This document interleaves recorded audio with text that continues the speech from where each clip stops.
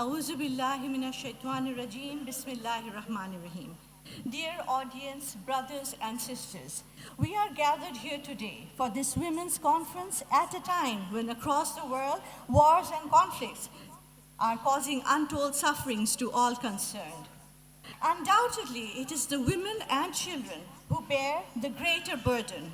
We have seen it from the beginning of time until the present day scenario. It is the same.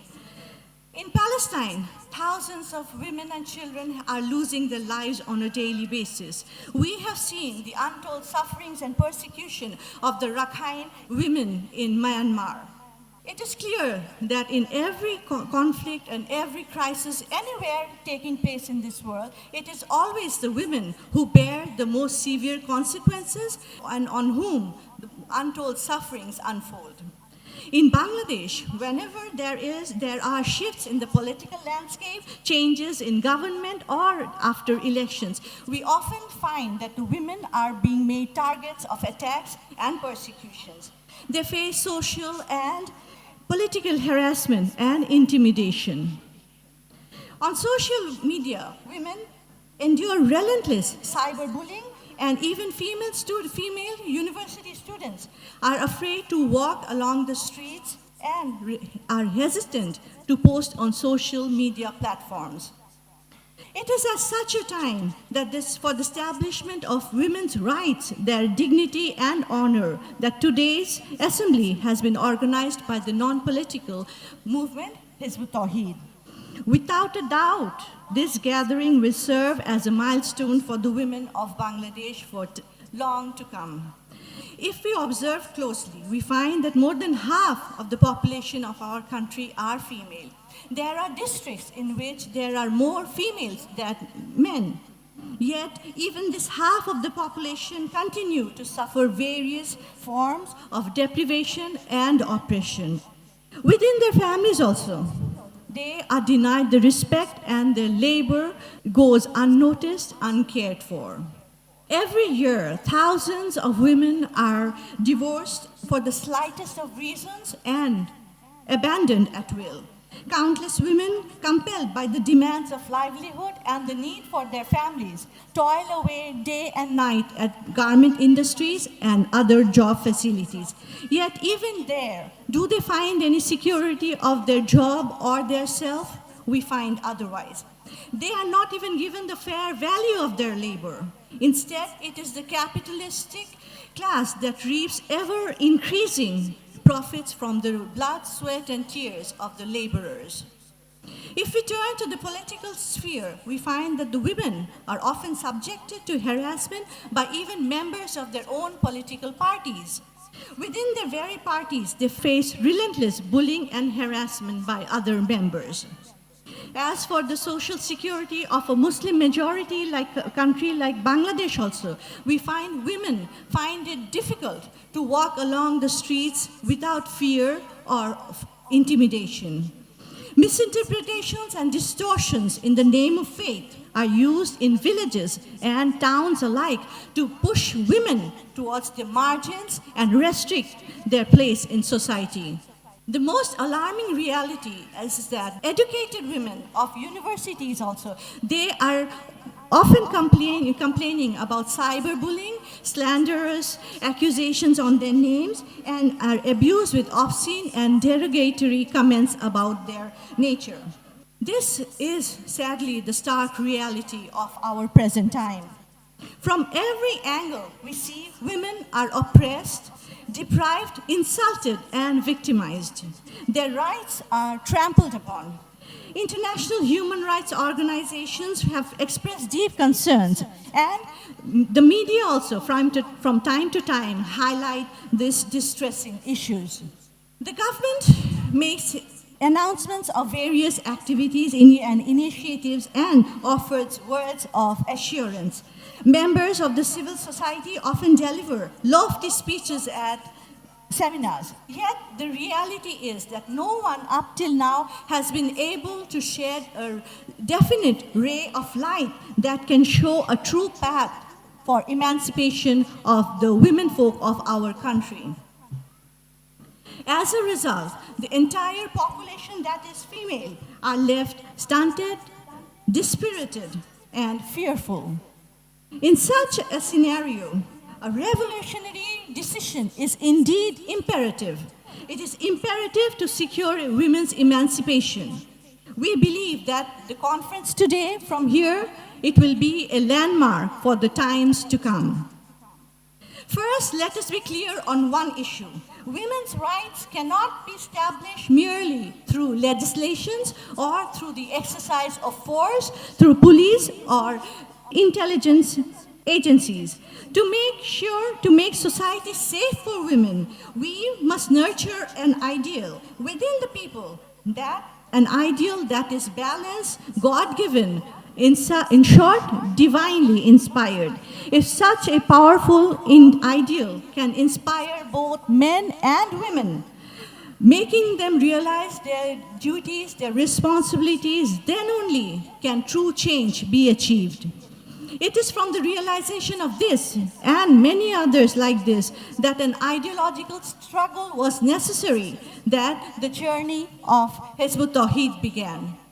The founder of this organization, Muhammad Bayezid Khan Panni, my esteemed father, was a descendant of a great Zamindar family of this subcontinent.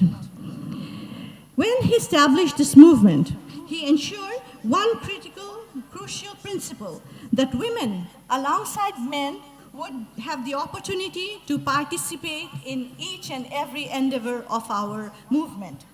He sought to guarantee recognition for their contributions and to provide them with the space to develop their intellect, their wisdom, and their capabilities. It is with one of these considerations in mind that he laid down the principles of our Hizb ut-Tawheed. As a result, from its inception, women have taken part in every assembly, every meeting, and organizational activities of our movement. We can state with conviction that even other religious organizations or the so-called democratic, liberal-minded, or those who uphold so-called democratic ideals have not demonstrated such progressive and forward-looking ideas towards women. However, as Hizb ut-Tawheed strives to move forward in upholding the rights, dignity, and the pace of women in society, we find ourselves targeted by a long-trenched segment of the population of Bangladesh. Extremists, bigots, religious mongers, people ignorant about the true faith of Islam, who relentlessly persecute and dishonor the women of Hizb ut-Tawheed. They direct offensive remarks towards our women on social media, posting obscene and derogatory language in attempts to dishonor them. Yet, let it be clear, we are not propagating any fabricated ideology of our own regarding women. In support of our position, we cite verses from the Quran and we draw upon the lives of the Messenger of Allah and his companions. We affirm that Islam calls upon both men and women to observe modesty, to uphold certain standards in attire. At the same time, Islam declares that believing men and believing women are allies, supporters of each other.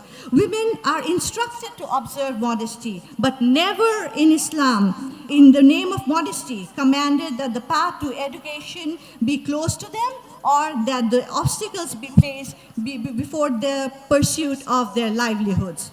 Rather, Islam has always insisted upon ensuring the safety of women in society. At a time when women in pre-Islamic Arabia were deprived of their rights and lived in insecurity, the Messenger of Allah taught them modesty. At the same time, ensuring their participation in the mosque at all times. Women attended regular prayers at the Messenger of Allah's mosques, joined Eid and other congregational prayers, visited the markets, and even took responsibilities for managing them.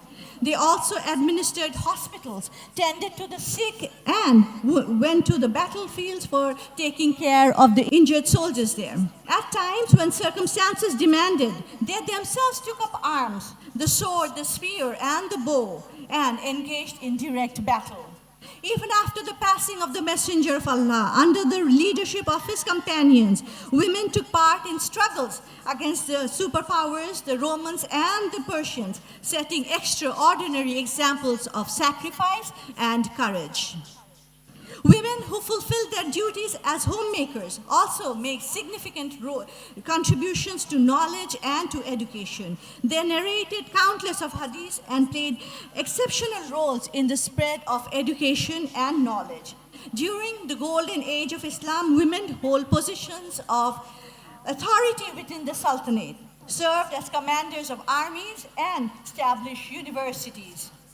For example, we may mention Fatima Al-Fihriya, the founder of Al-Qurawin Mosque in Morocco. This mosque went on to become one of the centers, foremost spiritual and educational centers of the golden age of Islam, and since 1963 has been recognized as the State University of Morocco. Women contributed in these fields of medical science, in chemistry, military studies, and midwifery, along with many other studies. Why then today should women be confined and silenced in the name of religion? Recently, we witnessed a devastating earthquake in Afghanistan in which thousands of people lost their lives. Many were pulled out from beneath the rubble in seriously wounded condition. Yet we were amazed to find, to our shock and to our despair, we found that many women, hundreds of women, were left wounded at the site because under the strict Taliban rule, unrelated men were not allowed to touch unrelated women. We say, what kind of Islam is this? What kind of Islam is this that does not put humanity before anything else? We must declare in the most clearest of terms that such an act, such an outlook on women is utterly in contrast to the true teachings of Islam. Such ignorance and blindness perpetrated in the name of faith can in no way be acceptable. From this women's conference today, we wish to make a declaration. We wish to remind the world that all men and all women are children of one set of parents, Adam and Eve. Whether they are Bangladeshi, Indian, American, Arabian, or from Ethiopia, we must remember in mind that we are all descended from the same set of parents and we are brothers and sisters unto each other. Today, we wish to reaffirm this bond of brotherhood.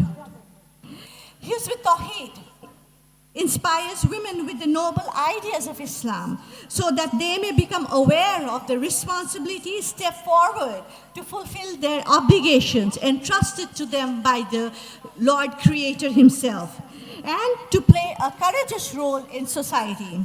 It is towards this goal that we continue our struggle. In the course of this struggle, our women have been subjected to constant harassment, cyberbullying, and even physical attacks. Several of our women have been injured in those, and even one attained martyrdom. We strongly condemn such attacks on the women of Hizb ut-Tawheed. To the interim government, we make this appeal. Take steps to put an end to all forms of injustice against our women.